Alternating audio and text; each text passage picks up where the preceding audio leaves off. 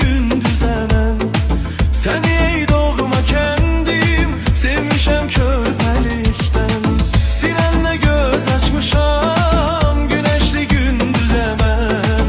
Səni ey doğma kəndim, sevmişəm körpəlikdən. Boylum, oyladım həmdəmim, boylum, əbədi məskənim, boylum, solmayan gülşənimsən.